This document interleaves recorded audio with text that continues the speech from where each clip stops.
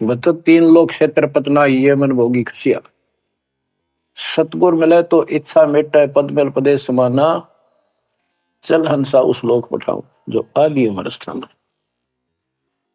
के सतगुर मिलेगा तो इन बकवादों से मन हटाएगा और कहेगा चल हंसा उस लोक पठाऊं जहां कभी मृत्यु नहीं होती। चार मुक्ति जहां चंपी करती माया हो रही दासी।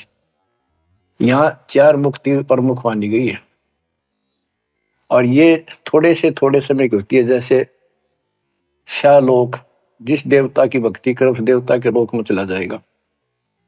शारूप, उस देवता का रूप जैसा बना के वहां रहेगा। सामीप्य, उस अपने देवता के साथ समीप रहेगा। तो इस प्रकार की चार मुक्तियां, लेकिन रहेंगे कितने दिन, उसका समय सीमित होता है। वो चारों मुक्ति भी नष्ट होती है, वो भी हाथ से चली जाती है, फिर कुत्ता गधा सुअर बनता है और वहां सदा रहेंगी ये सतलोक में। हाय हाय। चार मुक्ति जा चंपी करती माया हो रही दासी। दास गरीब अब पद पर से मिले राम अविनाशी। के चार मुक्ति जा चंपी करती यानी चरणों में पड़ी रहेंगी, सदा के लिए भगवान के साथ रहेंगे। और इस धन संपत्ति की वहां कमी नहीं, भरे पड़े हैं खजाने आपके। दास गरीब अब है पद पर से, वहां कभी भय नहीं किसी चीज का, मौत का भय नहीं। सबसे बड़ा डर यहां मौत का है, वो जाते खत्म होगा। दास गरीब अब है पद पर से मिले राम अविनाशी। ब्रह्मा विष्णु महेश नासवान, ब्रह्म नासवान सरपुरुष, अक्षर पुरुष ये नासवान, देवी नासवान और देवताओं की जिक्र के करूं। गीता प्रमाण देती है दूसरे अध्याय के 12वें श्लोक में, चौथे अध्याय के 5वें श्लोक में, 9 में और 10वें के 2 में। गीता बोलने वाला इनका ब्रह्म कहता है काल कि तेरे मेरे बहुत जन्म हो चुके अर्जुन, तू नहीं जानता, मैं जानता हूं, आगे भी होंगे। मेरी उत्पत्ति हुई है, ये देवता नहीं जानते। तो बच्चों वो अविनाशी राम दूसरे अध्याय के 17वें श्लोक में कहा है, 18वें के 46 में, 18वें के 61 और 62 में और 15वें अध्याय के 17वें श्लोक में बताया। उत्तम पुरुष तुमने परमात्मा इति उदारते यह लोक तरम अविश्य वृत्ति अवेश्वर है। वो अविनाशी भगवान मिलेगा वहां पर। कबीर साहब कहते हैं यहां भी तुम जब तुझे राजपाट भी चाहिए हमारा इधर ले ध्यान।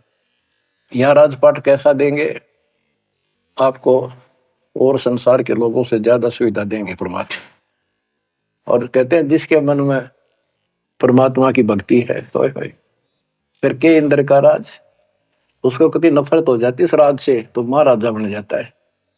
और यहाँ सुख देंगे परमात्मा, कहते हैं माया दासी भगत की संत की उभे दे आशीष बरती और लातों छिड़ी सुमर सुमर जगदीश। कहते इतना धन दे देगा बंदी छोड़ के खाइयो खर्चियो और खूब धर्म फैलाइयो। माया दासी संत की उभय दे आशीष, दोनों तरफ से आशीर्वाद देगी। खाओ खर्चो और दान करो। और बरती और लातों छिड़ी, कबीर साहब कहते सुमर सुमर जगदीश। सुमर कौन सा जगदीश, सच्चा नाम, सच्ची भक्ति, सतपुरुष कबीर साहब की भक्ति कर करके। अब नित्यानंद ये सारा सत्संग सुन रहा था, ये क्या करते हैं, बात तो सुना सतलोक के मिलती जुलती, अध्यात्म ज्ञान भक्ति विष्णु तक की।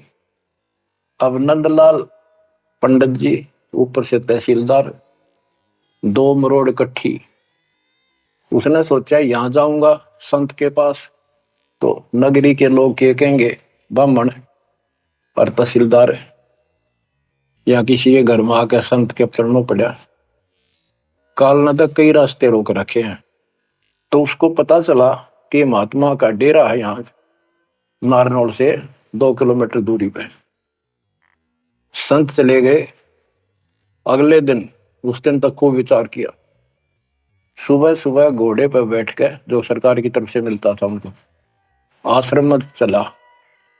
संत जी शरत को उस तरह फिरवा रखा था और सुबह सुबह इजी मूड में घूमने के लिए उसी रास्ते आ रहे थे जिस रास्ते नंदलाल जा रहा था तहसीलदार जी।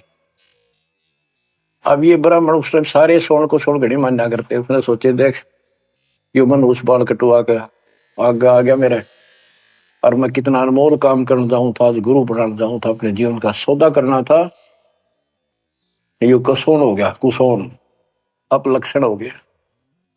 तो उसने अपने मन में सोच लिया इसके टोले मार दे दो शर्मा उंगली, यो कसोन मिट जाएगा। हम भी पहले क्या करते ना, बच्चे थे जब, के झूठ बोला पाप लगेगा, न बोला उंगली पर उंगली धर कर बोली थी, कोई ना लगा पाप।